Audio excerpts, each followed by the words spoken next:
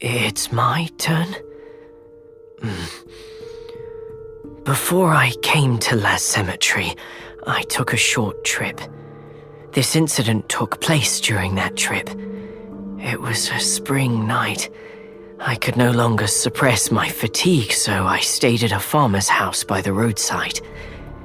It was in a remote village far away from the city, but the master of the house was very hospitable. He cooked me dinner and told me that I had come at a bad time. As you know, few people are willing to let someone like me lodge with them, and compared to my perpetual misfortune, this situation is hardly worth mentioning. However, on the following day, as I prepared to leave, I was informed that I needed to stay in the village for a few more days. The man told me that the village was founded and managed by a group of well-respected elders. As the situation had become more serious on the day I arrived, the elders decided not to let anyone leave. And so I went on living in this village, listening to the constant cries and wails from outside the house. However, a few days later, I heard the sound of nails being hammered into boards nearby in the middle of the night.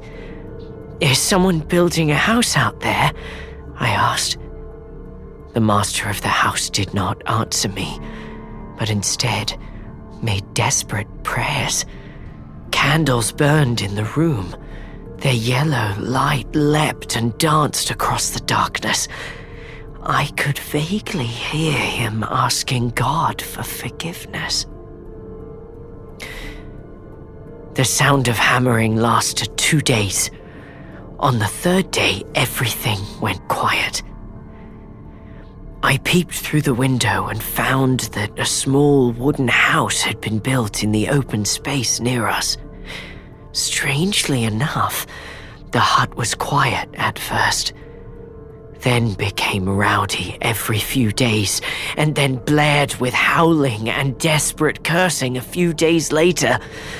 After a while, the hut became quiet again. This cycle continued. At night, the awful sound resembled a dark incantation, cursing life itself. I don't know why, but I always felt as though venomous eyes glared forth from within that hut. "Your head is playing tricks on you. Just close the curtains." When I mentioned this to my host, he uttered these words and shook his head. But I knew that he had been praying for longer and longer each day. That was until one night. A strong, burning smell filled my nostrils. I opened my eyes and found that the man had disappeared, and a fire was consuming the nearby hut. It had almost reached the house I was staying at.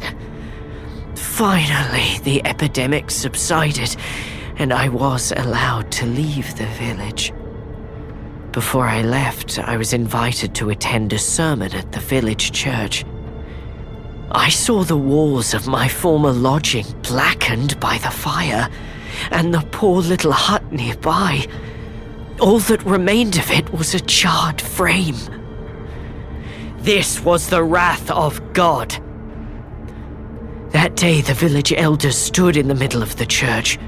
The elders looked coldly at me. God's forgiveness comes only when the sinners are punished. All our misfortunes, or their misfortunes, are due to His providence. I didn't know what that meant until I went back to my host's house.